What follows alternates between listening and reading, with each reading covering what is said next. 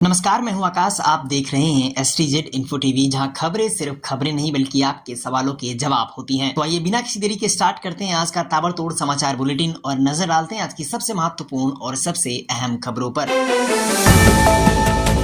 अमित शाह का लालू यादव पर बड़ा हमला, 2025 में NDA सरकार बनाने का दावा। राजधानी पटना में सहकारिता विभाग के कार्यक्रम में पहुंचे केंद्रीय गृह मंत्री अमित शाह ने RJD सुप्रीमो लालू प्रसाद यादव पर तीखा हमला किया। शाह ने साफ शब्दों में कहा कि 2025 के विधानसभा चुनाव में नरेंद्र मोदी और नीतीश कुमार के नेतृत्व में फिर से NDA की सरकार बने और प्रचंड बहुमत के साथ वापसी होगी। सबसे अहम बात, अमित शाह ने सीधे तौर पर मुख्यमंत्री पद के लिए नीतीश कुमार के चेहरे पर मुहर लगा दी। यानी बीजेपी और JDU के बीच गहरी राजनीतिक रणनीति की झलक साफ दिख रही है। बिहार की राजनीति में इस बयान के बाद हलचल तेज हो गई।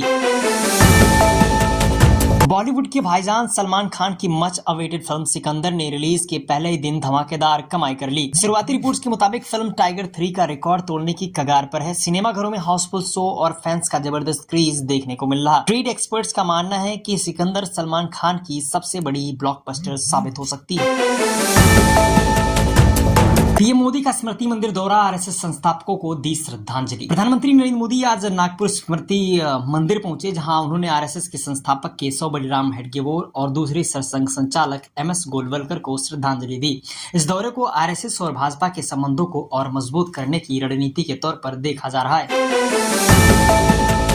यूपी STF का बड़ा एक्शन, कुख्यात गैंगस्टर अनुज कनौजिया एनकाउंटर में ढेर। Uttar Pradesh special task force ने आज तड़के मुख्तार अंसारी गैंग के शार्प शूटर अनुज कनौजिया को एनकाउंटर में मार गिराया। अनुज पर हत्या, लूट और रंगदारी के कई संगीन मामले दर्ज थे और वह लंबे समय से पुलिस की मोस्ट वांटेड लिस्ट में था। STF की इस कार्रवाई को योगी सरकार के अपराध पर सख्त नियंत्रण के तौर पर देखा जा रहा है।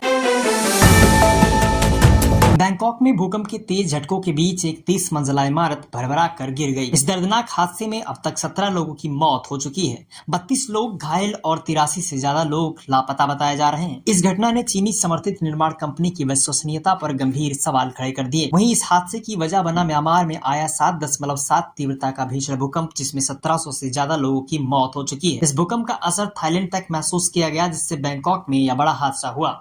राहत और बचाव कार्य अभी भी जारी है। योगी सरकार का बड़ा फैसला, धार्मिक स्थलों के 500 मीटर के दायरे में मांस बिक्री पर रोक। योगी सरकार ने धार्मिक स्थलों की पवित्रता को बनाए रखने के लिए बड़ा फैसला लिया है। 6 अप्रैल तक यूपी में सभी धार्मिक स्थलों से 500 मीटर के दायरे में मांस की बिक्री पर प्रतिबंध लगा दिया। प्रशासन को इस आदेश का सख्ती से पालन कराने का निर्देश भी दिया गया।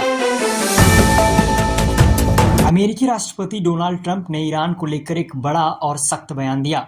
उन्होंने साफ तौर पर चेतावनी दी कि अगर ईरान न्यूक्लियर डील पर सहमति नहीं बनाता तो उस पर बमबारी की जाएगी। साथ ही ईरान को कड़े आर्थिक प्रतिबंधों का सामना करना पड़ेगा। रॉयटर्स के मुताबिक NBC न्यूज को दिए गए टेलीफोन इंटरव्यू में ट्रंप ने कहा कि अमेरिका और ईरान के बीच बातचीत चल रही है, लेकिन अगर ईरान ने समझौता नहीं किया तो उसे अंजाम भुगतना पड़ेगा। ट्रंप ने साफ शब्दों में कहा, अगर ईरान समझौता नहीं करता तो मैं उन पर फिर से सेकेंडरी टैरिफ लगा दूंगा, जैसा मैंने 4 साल पहले किया था।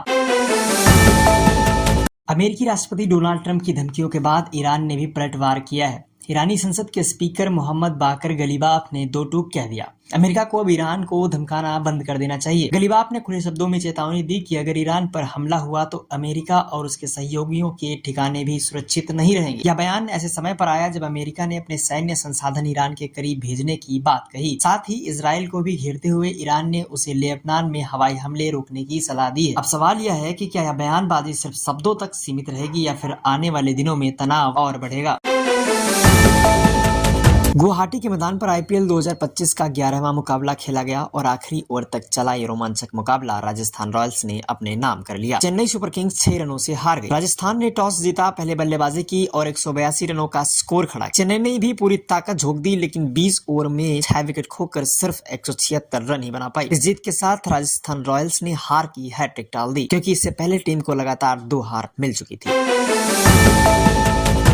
तो आज की खबरों का सफर और सिलसिला यहीं खत्म करते हैं, लेकिन याद रखिए, खबरें कभी खत्म नहीं होती, बस सुर्खियों का इंतजार करती हैं। चाहे राजनीति के उठते सवाल हो, कूटनीति की चालें हो, खेल के रोमांचक मोड़ हो या फिर देश दुनिया के बड़े घटनाक्रम, हर खबर के पीछे एक कहानी होती है और हर कहानी हमें सोचने पर मजबूर कर देती है। तो आप सोचते रहिए, सवाल करते रहिए और हम लाते रहेंगे हर जरूरी खबर बेबाक और बेझिझक। देखते रहिए STZ इन्फो टीवी, क्योंकि खबरें सिर्फ सुनी नहीं समझी भी जानी चाहिए। मैं हूँ आकाश, आपसे विदा लेना चाहूंगा। मिलते हैं अगली बुलेटिन में, तब तक के लिए नमस्कार, वंदे मातरम।